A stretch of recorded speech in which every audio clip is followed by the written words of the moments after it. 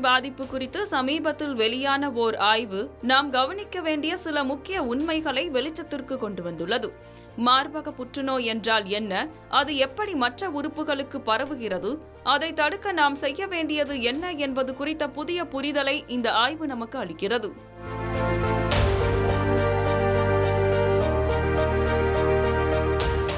இந்தியாவின் தேசிய புற்றுநோய் பதிவேட்டு திட்டத்தின் கீழ் 2009 முதல் 2020 வரை மார்பக புற்றுநோயால் பாதிக்கப்பட்ட 76,356 பெண்களின் தரவுகளை வைத்து தி லான்செட் ரீஜனல் ஹெல்த் தென்கிழக்கு ஆசியா என்ற மருத்துவ இதழ் இந்த ஆய்வை மேற்கொண்டது. இந்த ஆய்வின்படி மார்பக புற்றுநோய் பாதித்தவர்களில் 12.96% பெண்களுக்கு புற்றுநோய் முதன்மை இடத்திலிருந்து உடலின் மற்ற பகுதிகளுக்கு பரவியுள்ளது. அவ்வாறு பரவும் போது எலும்புகள் தான் மிக அதிகப்படியான, அதாவது 25.1% பாதிப்புக்குள்ளாகும் இடமாக கண்டறியப்பட்டுள்ளது. குறிப்பாக 2009 முதல் 2014 வரையிலான காலகட்டத்தை விட 2015 முதல் 2020 வரையிலான காலகட்டத்தில் இந்த நோய் பரவல் ஆபத்து அதிகரித்துள்ளது. இந்திய மருத்துவ ஆராய்ச்சி council, national institute of NCD epidemiology ஆராய்ச்சியாளர்களின் கூற்றுப்படி நோயாளியின் வயது மற்றும் பொதுவான உடல்நல பாதிப்புகள் புற்றுநோய் பரவலுக்கு நேரடி காரணங்களாக இல்லை.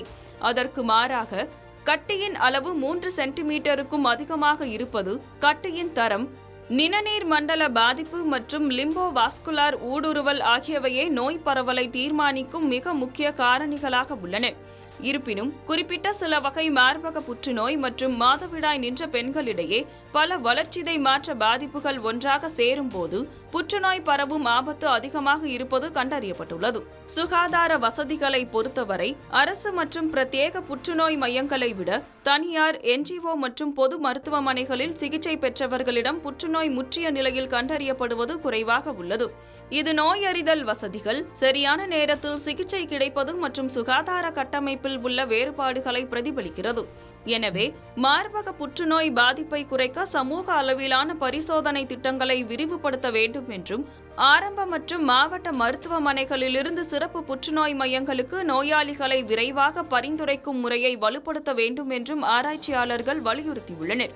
தேசிய அளவிலான முயற்சிகளை அதிகரிப்பதன் மூலமும் நோயறிதல் வசதிகளை முழுமைப்படுத்துவதன் மூலமும் புற்றுநோயை ஆரம்ப நிலையிலேயே கண்டறிந்து அதன் பாதிப்பை குறைக்க முடியும் என்று ஆய்வாளர்கள் தெரிவித்துள்ளனர்.